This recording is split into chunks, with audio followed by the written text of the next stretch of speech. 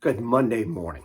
Glad you've joined us for this last week that we are looking at the book of Genesis, starting with Genesis chapter 46. Remember, on Friday, we read of the reunion that Joseph had with his brothers when he revealed himself to them, how they were afraid, but yet he reassured them that it was God who had set that direction, God who had sent him into slavery so that he might save his family.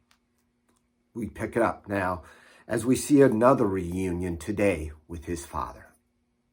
So Israel, Jacob, took his journey with all that he had and came to Beersheba and offered sacrifices to God of his father Isaac.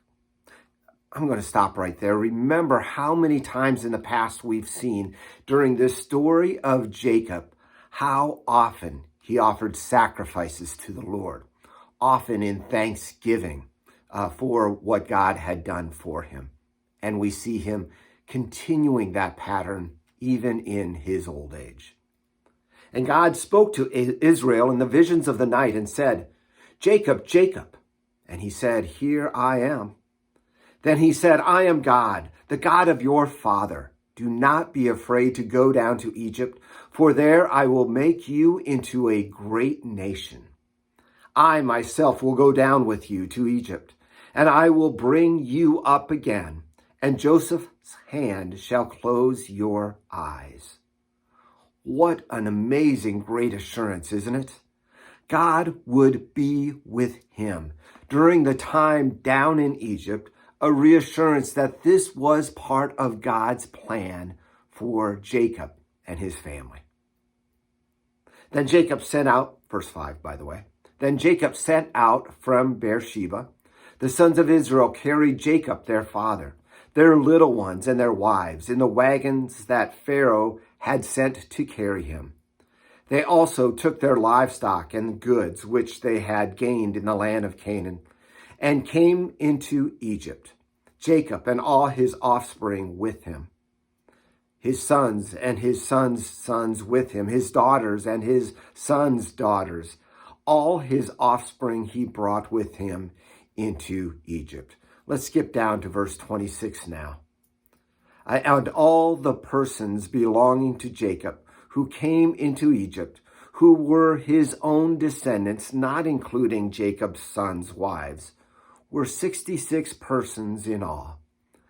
And the sons of Joseph, who were born to him in Egypt, were 2.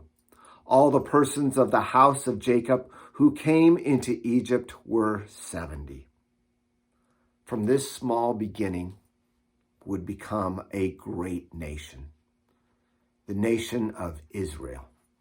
This nation that would grow in their time in Egypt.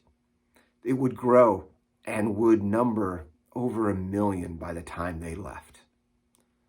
This small group, God provided a way to protect them and to help them grow and to flourish. Moving on with verse 28. He had sent Judah ahead of him to Joseph to show the way before him in Goshen, and they came into the land of Goshen. Then Joseph prepared his chariot and went up to meet Israel, his father, in Goshen. He presented himself to him and fell on his neck and wept on his neck a good while. Israel said to Joseph, "Now let me die, since I have seen your face and know that you are still alive." Joseph said to his brothers and to his father's household, "I will go up and will tell Pharaoh and will say to him, my brother and my father's household, who were in the land of Canaan, have come to me.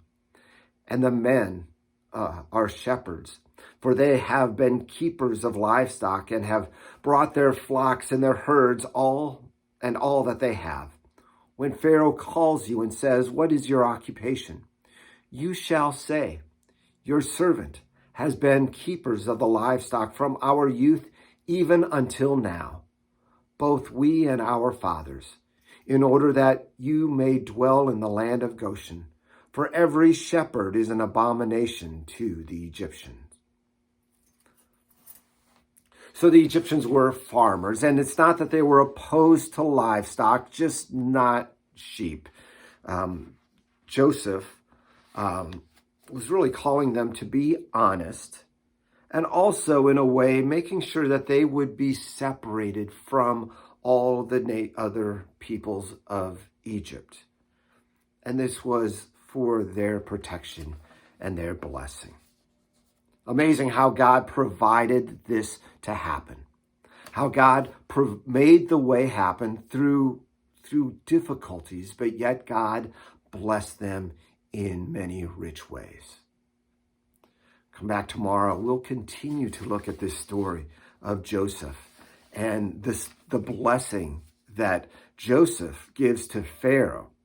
No wonder why Pharaoh was willing to give the land of Goshen to Joseph and Jacob and all of Jacob's descendants. Come back tomorrow and we'll look at that story more. God bless.